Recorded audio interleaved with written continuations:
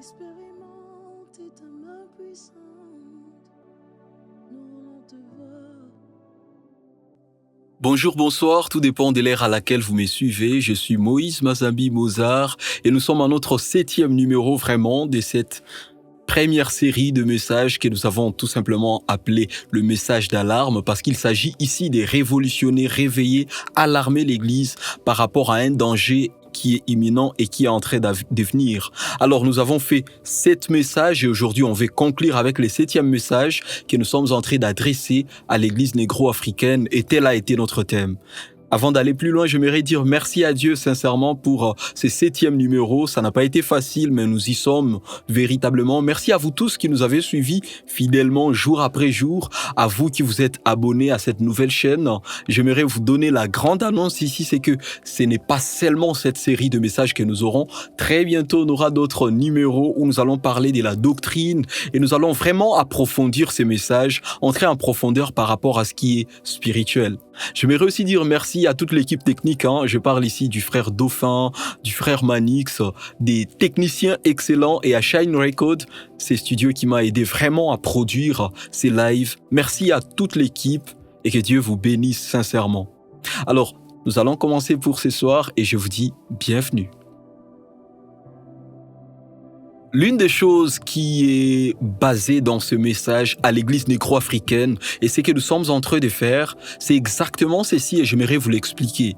Dans Apocalypse, Jésus-Christ envoie des messages aux 7 églises et sa démarche c'est celle-ci. Il loue l'Église, il vante les mérites de l'Église, il montre le côté positif des choses. Et dans cette série de messages, c'est vrai que l'on a eu à ressortir les aspects négatifs de l'Église, mais ceci n'était pas notre but. Le but, c'est effectivement le réveil, nous montrer ce qui sont nos valeurs, ce que l'on peut considérer comme étant nos bases, nos valeurs, nos fondements, nous dire que nous devons revenir à cela. Mais deuxièmement, nous montrer aussi nos déviations, nos erreurs, nos hérésies, nos problèmes. En tout cas, ce que je suis en train de faire ici, ce n'est pas une lutte contre nos leaders ecclésiastiques. Qui suis-je déjà pour le faire? Ce n'est pas ici une lutte contre l'Église. C'est d'ailleurs parce que j'ai vu les dangers à venir que je suis en train de crier. Et j'aimerais crier vraiment comme quelqu'un qui a vu une grande armée en train de venir envahir l'Église. Parce que c'est le cas. Et au premier jour, on a eu à introduire l'histoire de la révolution négro-africaine qui était une lutte noble avec le Aimé Césaire et les autres. Mais malheureusement, cette lutte est en train de virer maintenant à cause de ce que l'on peut appeler tout simplement la mondialisation. Le monde est devenu un village. Ce qui se passe en Asie est vu partout. Ce qui se passe en Europe est vu partout. Et la misère africaine fait déjà mal. Non seulement aux Africains, mais à tout le peuple du monde.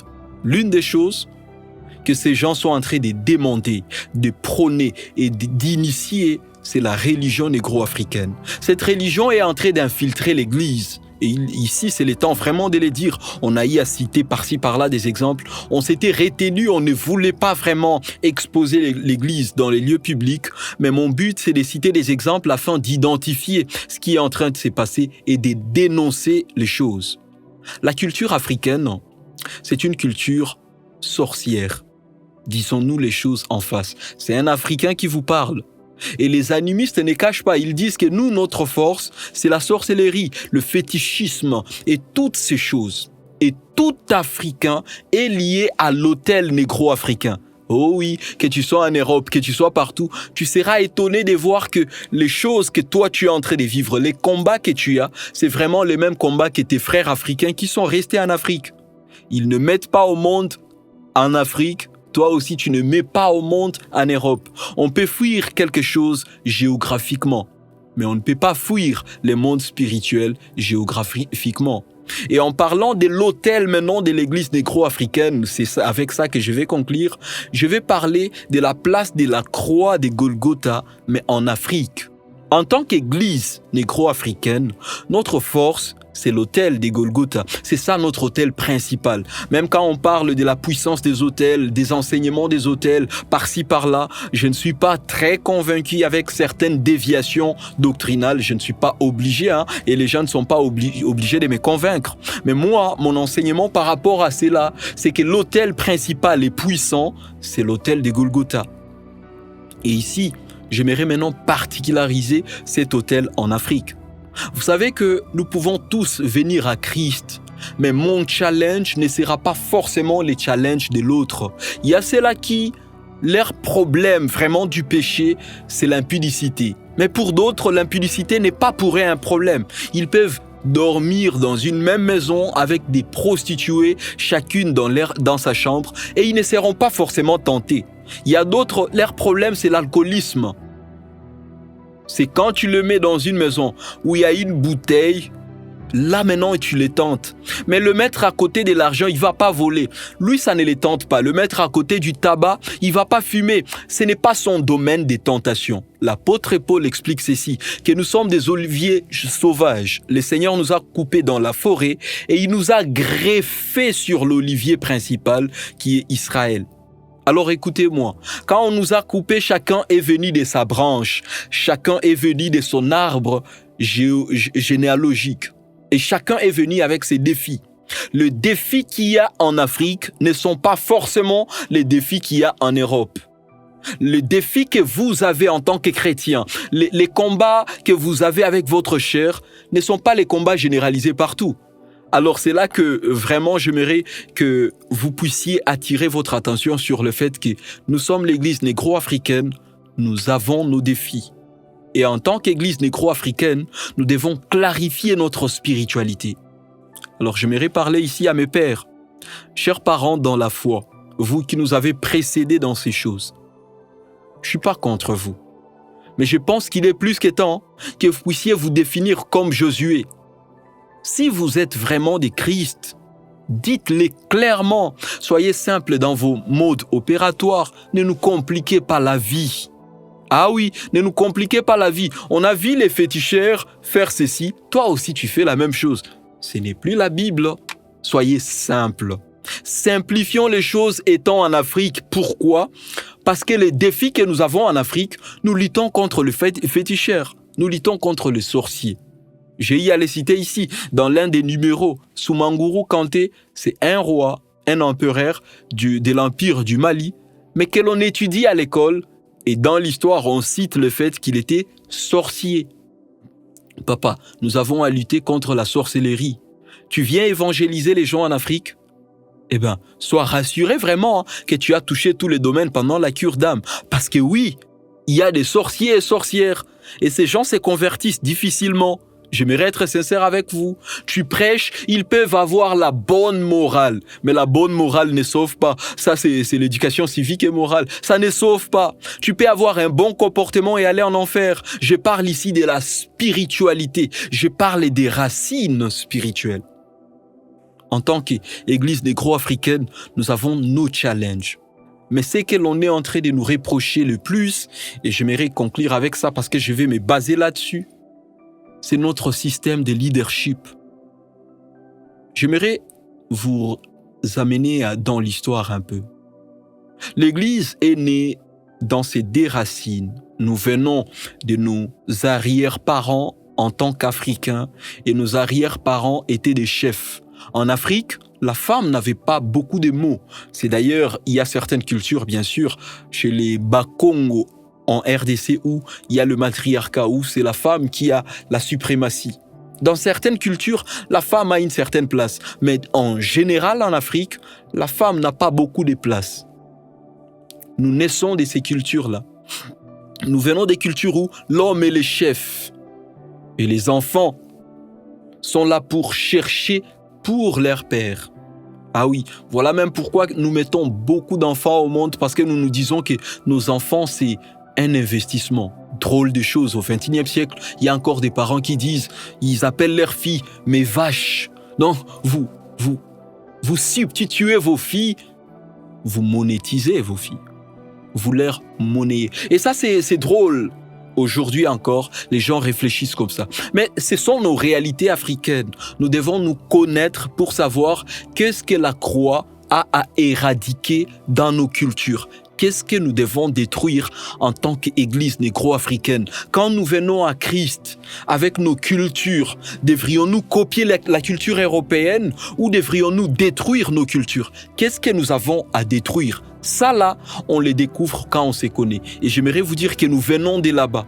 Mais aussi l'église négro-africaine est héritière de l'église européenne. Il y a des choses à détruire là-bas. Et nous sommes nés de cette étape où on était colonisés. Même quand les missionnaires sont venus nous apporter l'évangile, nous prenions les blancs comme étant les amis de Jésus. D'ailleurs, les photos de Jésus que nous avons, il n'y a aucune photo d'un Jésus noir.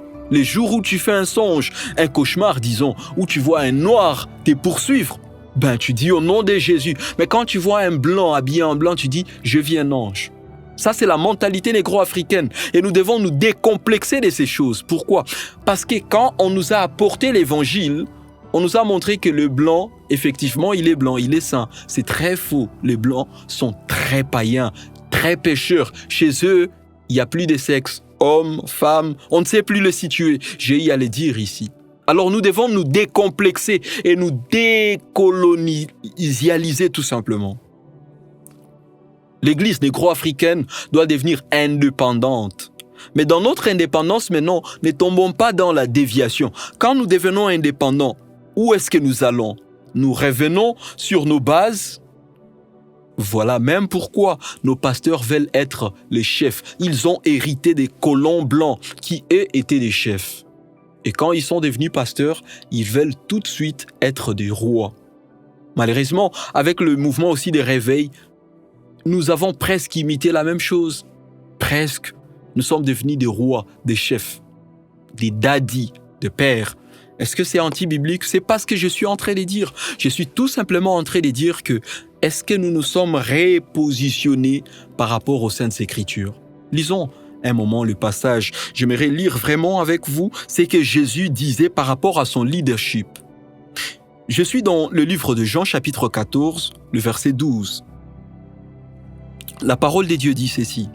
En vérité, je vous l'ai dit, celui qui croit en moi fera aussi les œuvres que je fais et il en fera de plus grandes parce que je m'en vais au Père. Ah oui, Église négro-africaine, nous sommes en train de condamner des politiciens, nos présidents. Disons que c'est eux qui sont en train d'orienter les pays en mal. Mais vous savez que nous sommes la lumière du monde. Et quand je dis nous, je parle de l'Église. Quand je dis nous, je parle de vous, chers pasteurs. C'est vous qui êtes les modèles. Vous êtes le pasteur de président, le pasteur de ministre, le pasteur des députés. Quand le pays va mal, ce ne sont pas eux qui ont échoué. C'est votre leadership qui a échoué. Et j'aimerais être sincère avec vous pour vous dire que l'échec ici, ce n'est pas en termes de ce que vous prêchez. Parce que les mots que l'on prêche ne sont pas aussi efficaces que la vie que l'on mène.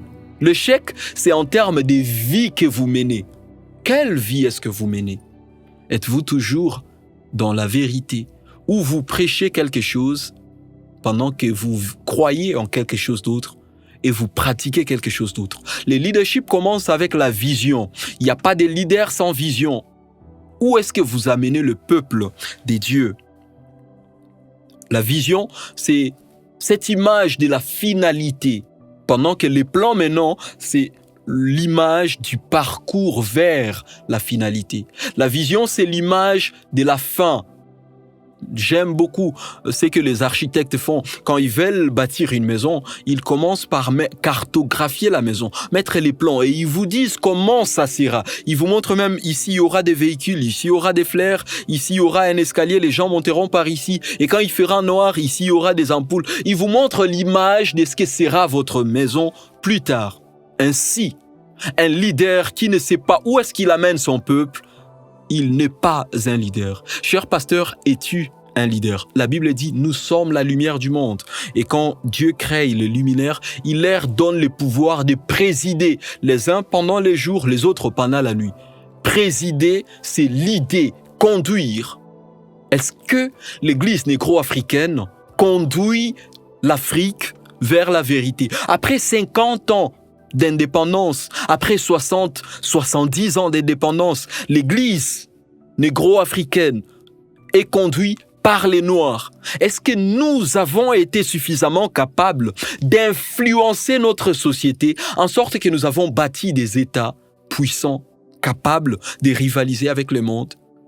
Est-ce que les révolutionnistes ne sont pas en train de nous condamner à raison?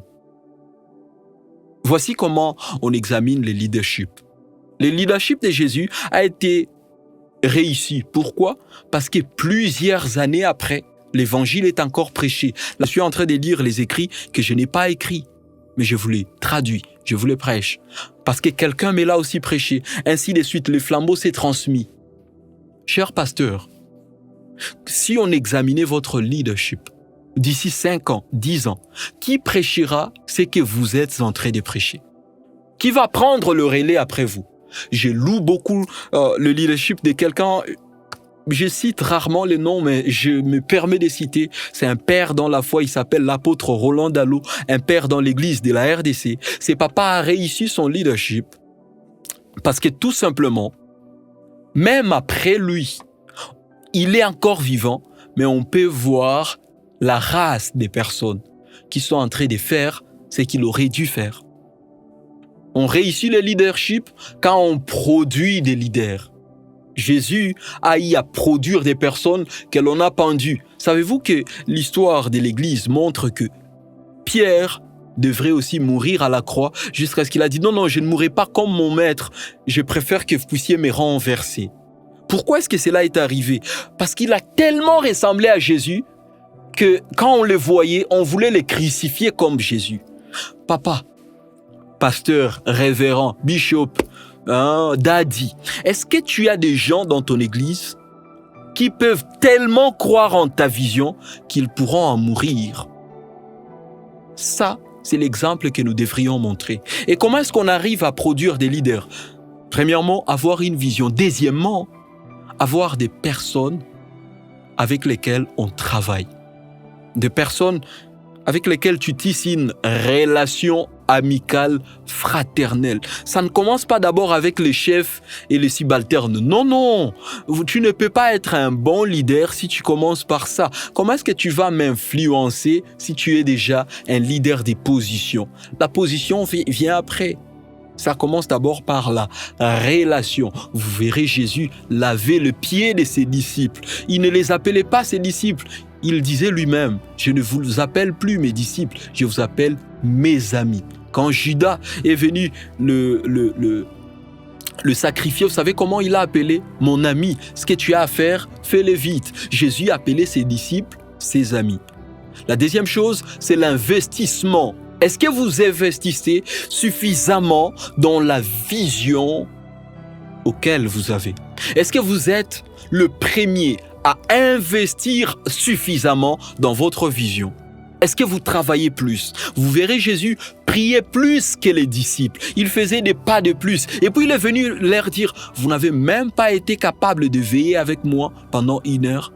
Cher pasteur, aujourd'hui nous avons des pasteurs qui ne savent pas dans quel état est la guitare de l'église. Dans quel état est la caméra de l'église? Dans quel état est la chaise de l'église? Dans quel état est ceci, cela? Aujourd'hui, nous avons des faux leaders, de personnes qui ne se soucient de rien.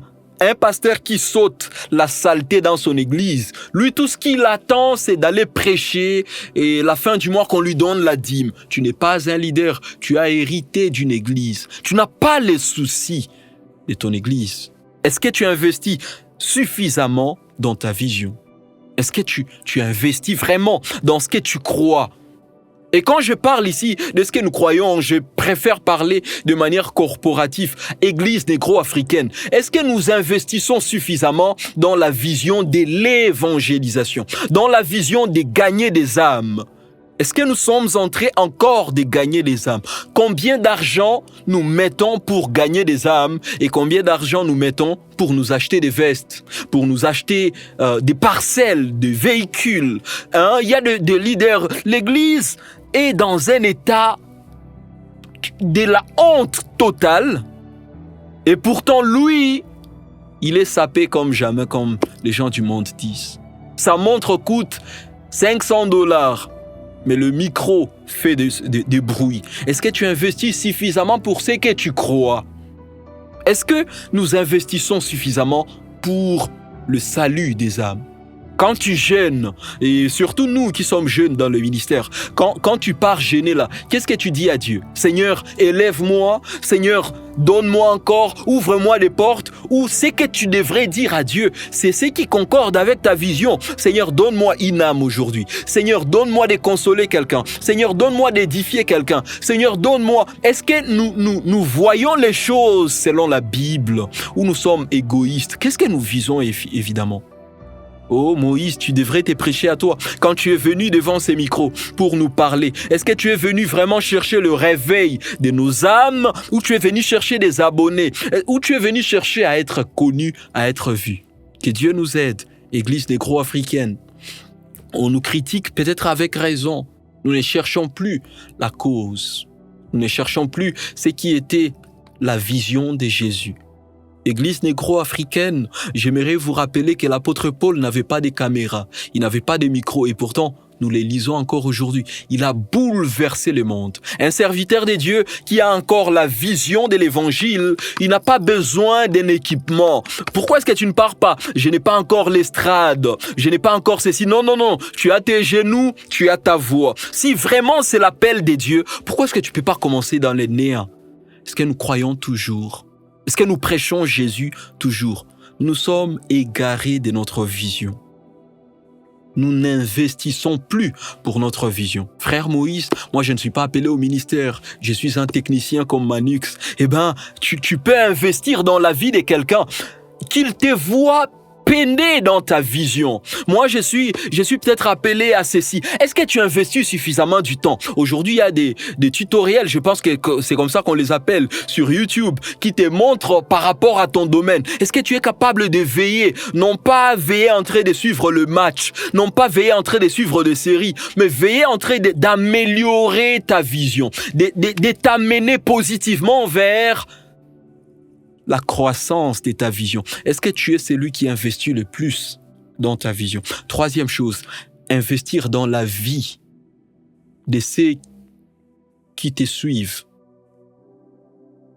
de ceux qui sont dans ton département. Est-ce que nous investissons encore dans la vie des gens? Oh, c'est drôle. Le pasteur même, eux-mêmes, n'investissent plus dans la vie des gens. Un pasteur n'a aucun disciple capable de devenir pasteur demain. Parce qu'il ne peut pas investir. Il ne peut pas l'amener à l'école biblique. Il ne peut pas investir dans sa vie. Il n'est pas capable d'investir dans sa vie. Pourquoi? Parce qu'il ne voit pas sa vie. Il ne le voit pas comme un disciple. Il ne le voit pas comme étant celui chez qui il doit investir. Aujourd'hui, nous avons des chefs d'entreprise chrétiens, mais incapables de payer $100 pour que son technicien, pour que son secrétaire apprenne l'anglais. Incapables de payer $300 pour apprendre son équipe juste à conduire même le véhicule, à manipuler l'ordinateur. Incapables d'investir dans des vies des gens. Jésus disait ceci: ce que je fais, vous en ferez, et même vous en ferez plus que moi, parce que je m'en vais au Père. Papa, un jour, tu ne seras plus là. Est-ce que tu as une équipe suffisante, capable de bâtir quelque chose de puissant, capable d'amener ta vision encore dans des grandes échelles? Est-ce que tu as investi dans des gens? Est-ce que tu as investi prier pour quelqu'un, gêner pour quelqu'un, passer du temps avec quelqu'un? Placer ta vision suffisamment dans la vie de quelqu'un. Où sont les Timothée, des Paul? Aujourd'hui, nous avons beaucoup de Paul, des pères dans la foi, mais qui font les choses que les jeunes devraient prendre. Que Dieu nous aide. Église négro-africaine, nous ne sommes pas un modèle pour nos fidèles. Comment voulons-nous qu'il n'y ait pas de combats politico-militaires dans nos pays si nous avons des combats entre pasteurs? On s'empoisonne. Qui sera le leader? Qui sera le chef? Tu tues ton ami. Toi qui me regardes, tu as tué ton ami peut-être parce que tu voulais être à sa place. Toi aussi, on va te tuer.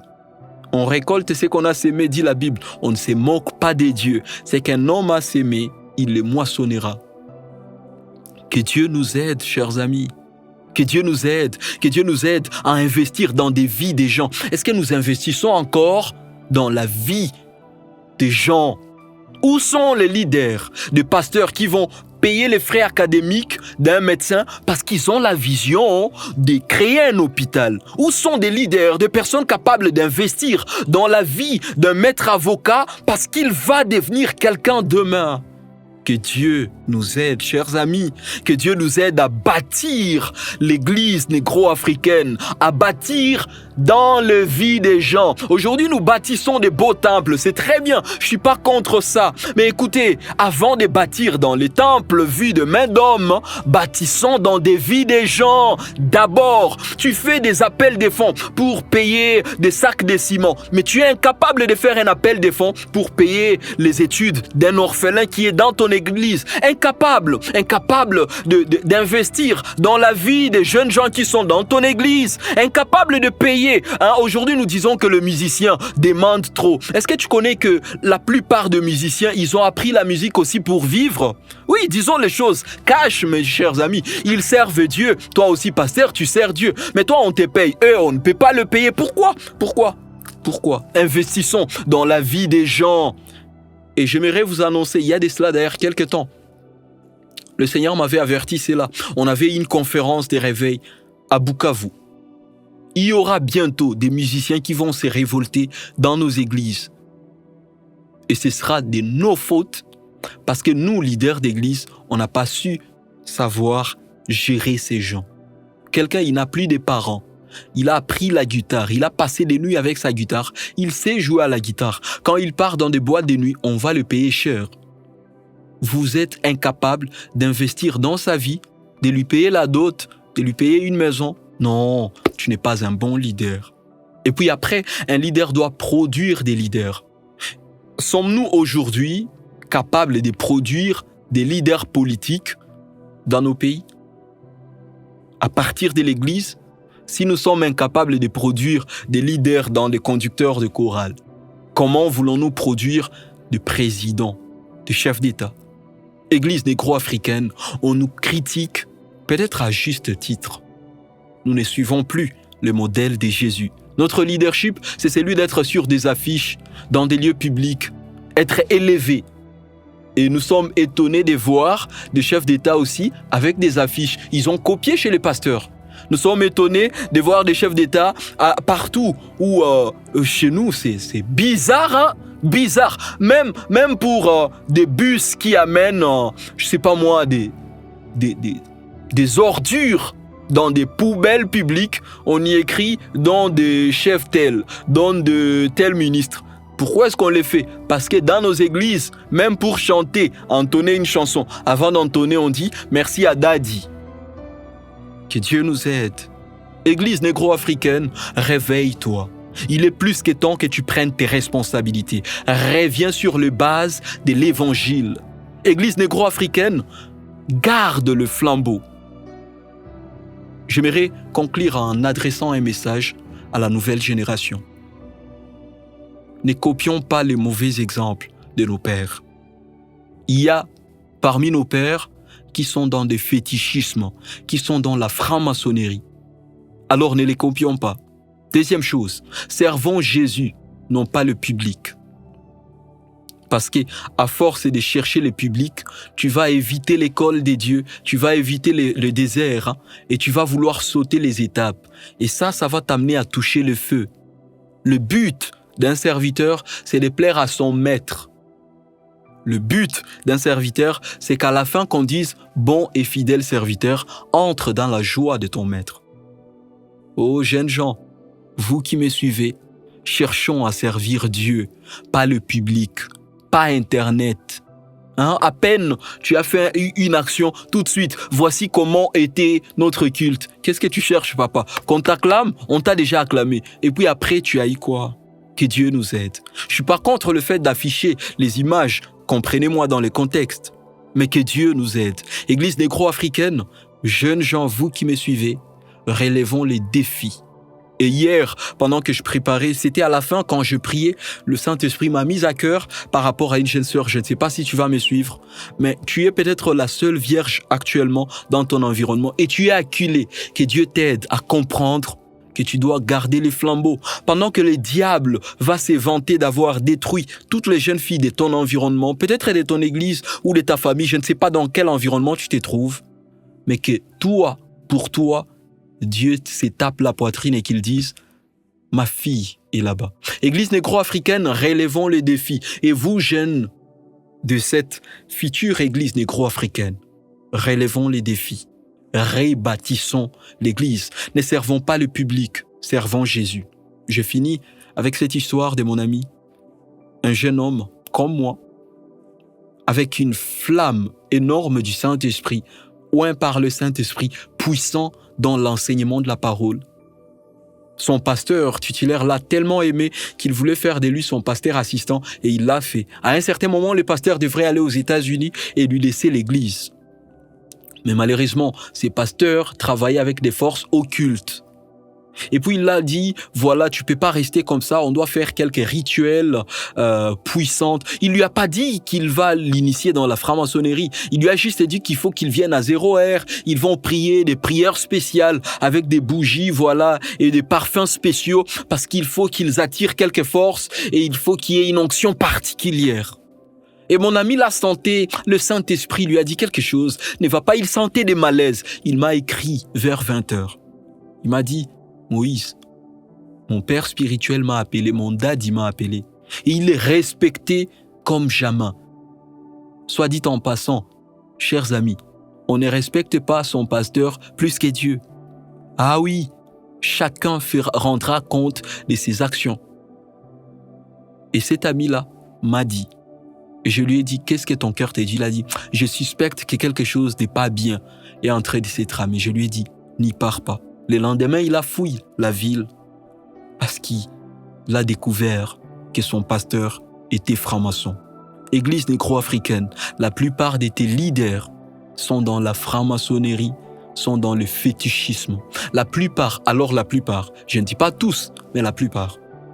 Nous devrions prendre position et comprendre que l'église, au-delà de nos églises locales, au-delà de nos 4 émirs, l'église c'est nous, c'est toi, c'est moi. Soyons les gardiens de nos saluts. J'aimerais prier maintenant pour toi. Saint-Esprit de Dieu, toi qui réveilles, c'est toi qui avais réveillé les pierres le jour de la Pentecôte, bien qu'ils étaient effrayés et qu'ils tremblotaient, mais avec ta puissance, ils ont eu à gagner 5000 personnes en un seul jour. Je prie que tu rallumes encore les flammes éteintes dans l'église. Pour ceux qui me suivent, Saint-Esprit de Dieu, ramène encore le vers la bergerie du Seigneur. Ceux qui ne sont plus capables de prier, ramène-les dans la vie de prière. Ceux qui se sont égarés, ramène-les dans la crainte de Dieu. Réveille-nous. Donne-nous des hommes et des femmes qui vont relever le défi actuel de l'église négro-africaine. Merci parce que tu vas bénir tout un chacun de ceux qui m'ont suivi. Au nom de Jésus, Amen. Nous sommes vraiment au bout. Tu peux t'abonner si tu ne l'as pas encore fait. Tu peux activer la cloche de notification et me laisser un petit pouce bleu. Et pour très bientôt, les nouveaux numéros viendront, n'est-ce pas? Ciao.